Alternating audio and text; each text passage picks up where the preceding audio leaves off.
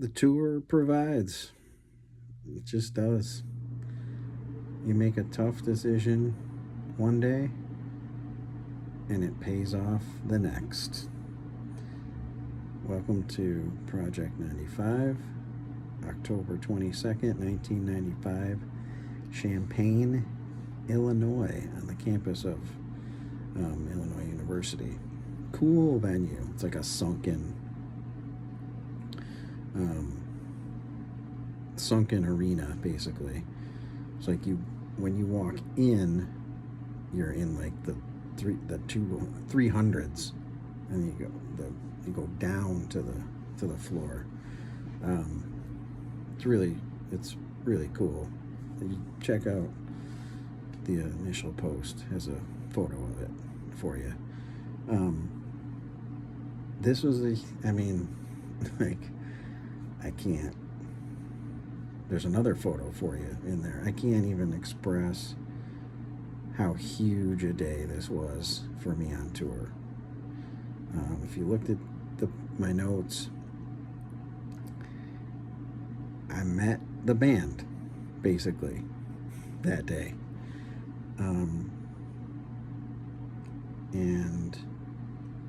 it says I saw a page in Phish. So here's what happened with the day off.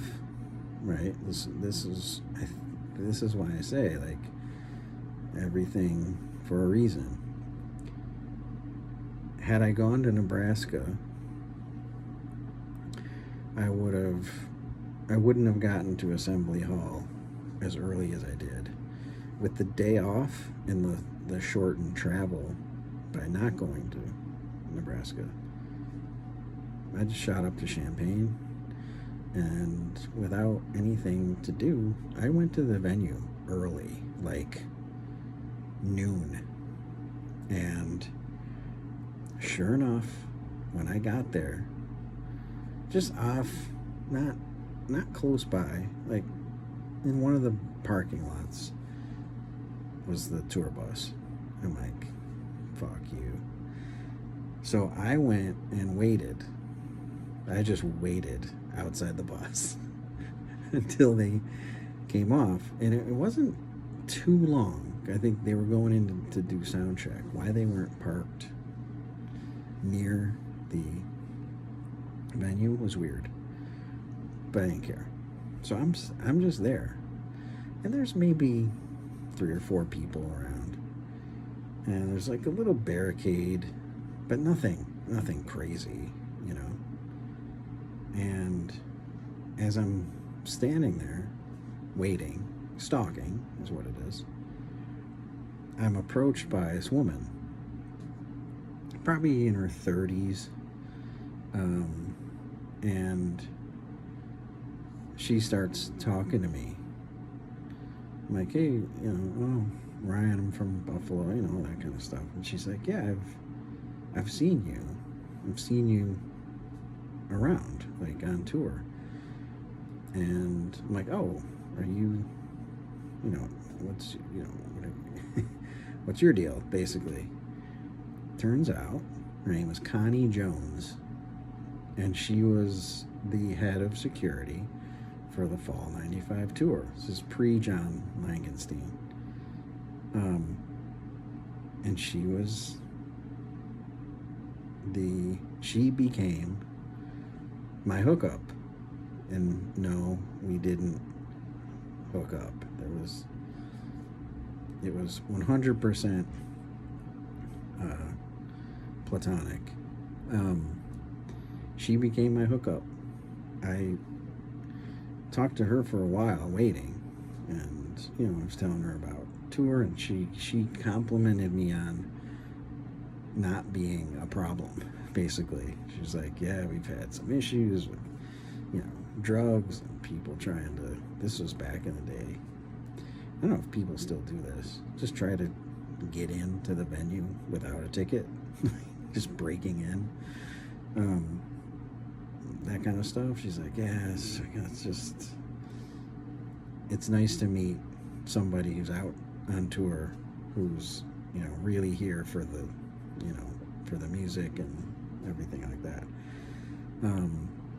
So I talked to her for a while, and then the band comes off stage. So Paige and Phish first, and they kind of just, boom, they just walked right in. And I had already met Paige a couple times, so it was cool. And then so then Trey comes off, and I had just a really brief, like, hey, yeah, I'm right, a meeting. And then he was off, and then Mike came out, and Connie took a picture of us. And, like, it's still one of my prized possessions. It's just ridiculous. Like, this whole thing, I had already forgotten about skipping Nebraska because it made this possible. I truly believe it made this possible. The end of the story is I kept talking with Connie, and I didn't even ask because I'm just not that person. But she goes, would you want to go backstage? And I'm like, excuse me now? Coming in? Yeah. She's like, I can get you an after show. Easy. Like, from her. She doesn't have to ask anybody.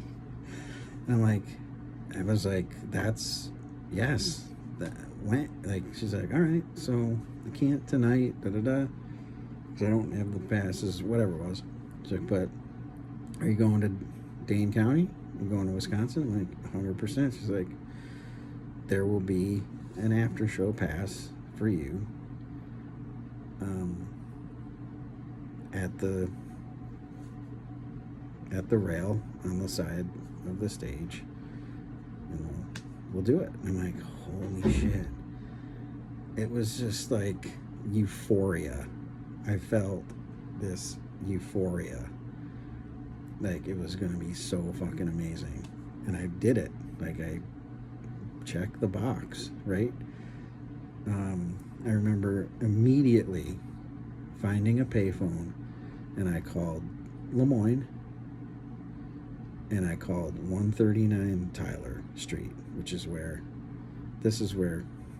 most of the Jam Boys were at the time, either living in 139 Tyler and going to UB, or at Lemoyne in the dorms. And I was like, this was the first time I had contact with anybody from home, really. I was just like, oh my God, you guys, I'm going backstage in Wisconsin, next show in Wisconsin. And just like, I don't know how they felt. I'd love to know how they felt hearing this news. And I was just talking about tour, and they were passing the phone around, and it was one of the great memories of the whole tour, was that, like, because I had been sort of isolated from it for, the better part of a month. And now I'm like, I gotta talk to somebody about this. I need to share this with somebody. And I remember talking to Sonny. I remember talking to Romans. I remember talking to Hogan, who was over at the time. I think I talked to Fisher and maybe Dever.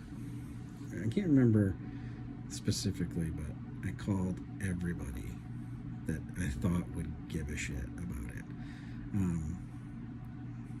So, I haven't even stepped into the venue, and I'm like, I'm set, right?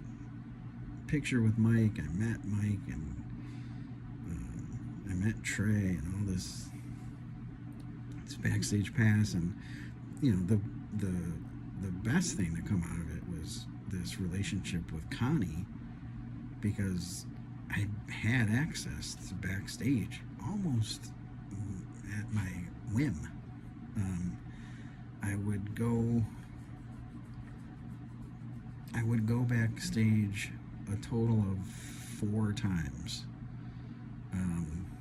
in the tour. And she was no longer, I think that's the only tour she did with them. she hopped on with another band, I think, in the summer, um, and that was it. But I haven't even, like I said, I haven't even gone in, and I'm soaring.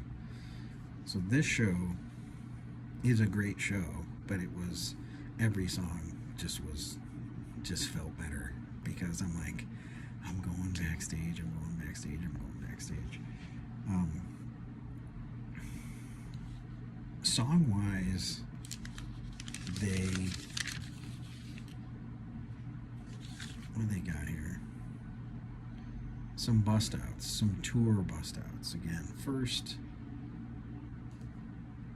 I think that's what the exclamation points are.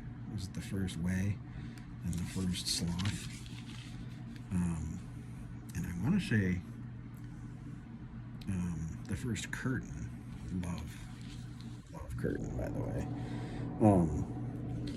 But this show, I just think it's the next in line. Like, do your job, right? I think Kansas City, Cedar Rapids, even and my Instagram feed yesterday was just all this stuff from Nebraska popping up. Oh, this hood from Nebraska is so amazing. You're gonna piss yourself. Oh, this Reba, it's the best Reba. I'm like, shut up about it already. And then I had to remember, I got the backstage pass the next night. So it was all good, basically. DC Bag is my go-to opener. It was such a stalwart opener in the 90s that whenever we play, hey, call the opener, I can't help but revert to DC Bag or Punch You in the Eye, and they like never do it anymore, basically. Also, it's the first tour. My Mind's Got a Mind of Its Own, which is a slept-on song, I feel like. But this was a bunch of firsts for the tour, which again, I've mentioned how awesome it is to hear that, and it's a feeling you don't get unless you're on tour, because you don't realize, like, if you're just going to shows here and there, you might have seen Sloth at your last show, right? So it doesn't have the same sort of punch, or the same, it doesn't hit the same when you're on tour and you haven't heard it in a month, right? You haven't heard it in weeks, and like there's an added charge to those kind of songs. So I think I'm just going from memory. I should look it up, but I think My Mind's Got a Mind of Its Own. I think Sloth. I think First Way, and then the first. Yeah, maybe not Curtain. I mean, I could easily look back and see, but it's whatever. But this show didn't disappoint.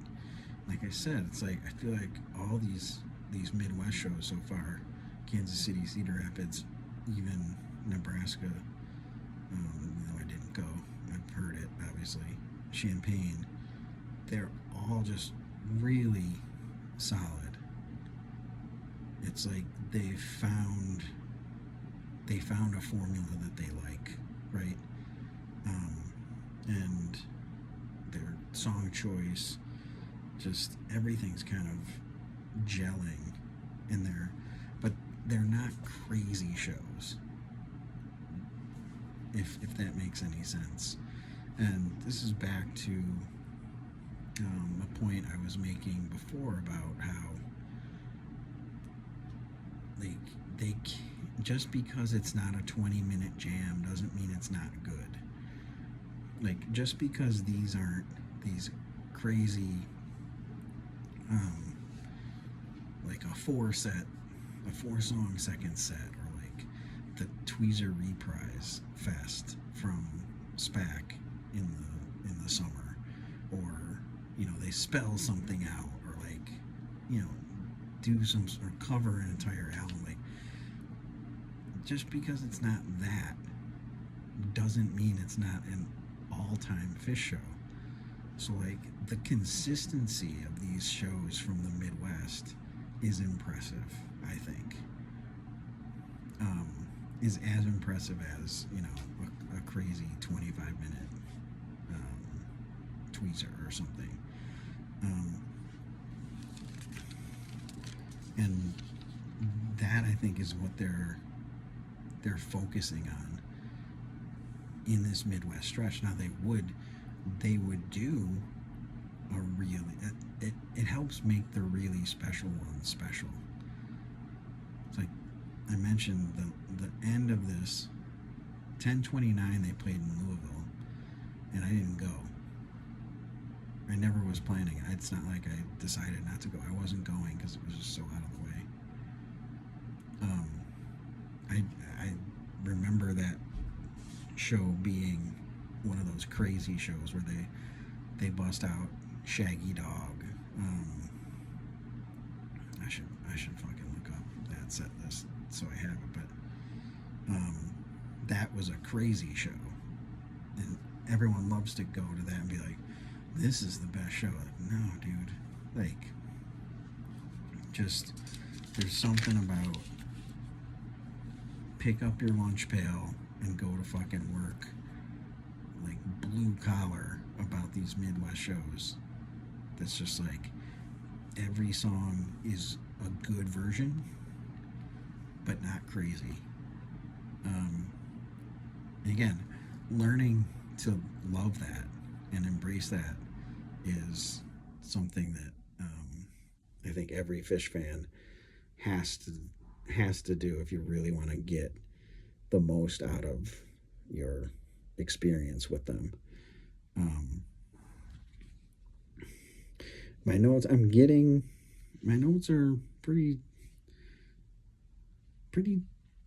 tame. Nothing crazy. I am narrating more.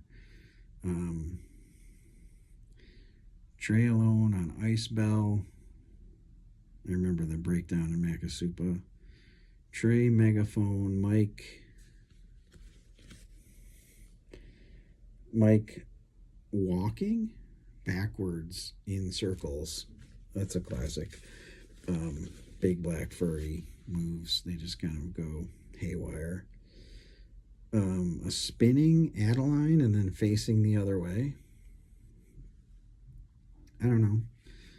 I'm just telling you, this is what happened. I know because I wrote it down.